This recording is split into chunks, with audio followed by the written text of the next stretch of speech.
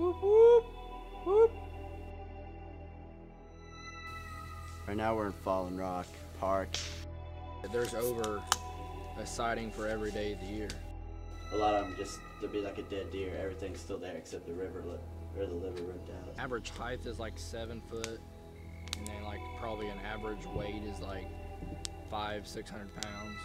And in Indiana, April and October are the 2 most active months. It was October 11th, 2005, and I was just hitting golf balls, like fake plastic golf balls into the woods, because we were really big into golf then.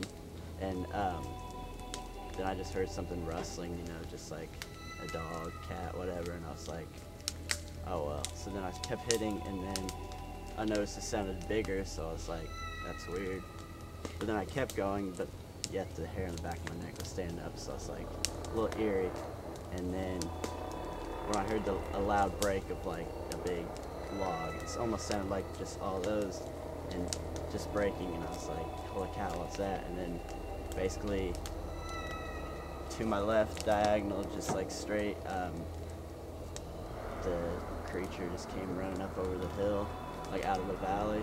You know, something's been through here, and people have like used stick beating, like you hit a tree or something like that, you know, because that's, some people say that's like communicating to themselves, telling where they are in the woods, you know, and who's with them and stuff like that. So no, we debunk everything first. We say, well, could it be a deer, dog, bird, squirrel, before we say, well, that's Bigfoot. Well, me and him met in 8th grade.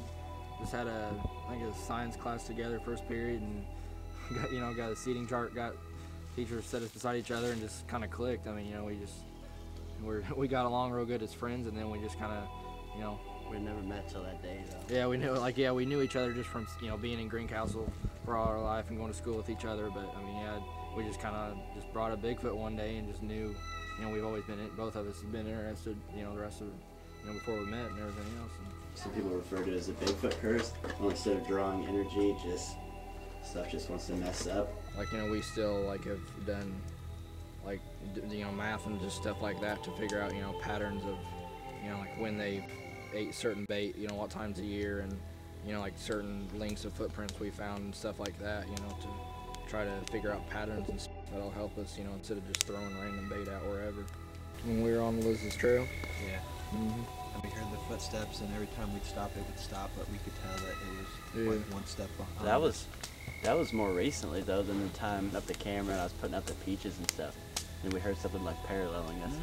Like, it was basically like you said about that, only it wasn't stopping every time we stopped. Every time we stopped, it'd keep going. Yeah. You know, and then we like hurried back so that we can do calls for and stuff, and we heard some digital cameras. Those are important. Since we have a MySpace up with going and stuff, this is usually how we update it. You know, pictures, blogs. Not necessarily carrying on a camera to see if we can get a picture of Bigfoot like everyone says, but, you know, just it helps, you know, 3 years down the road, you know, we can find patterns in what, you know, what bait worked and what times of the season, you know, say if fruit worked better in the fall or something like that, we can look back at our pictures, you know, before and after pictures of our bait set up, and, you know, the descriptions we wrote, and say, well, you know, this worked then, and, you know, the meat didn't work so good in the winter or something like that. They're more shy and scared of you than they are like, you know, a big beast like a bear or something trying to attack you. Did you hear that?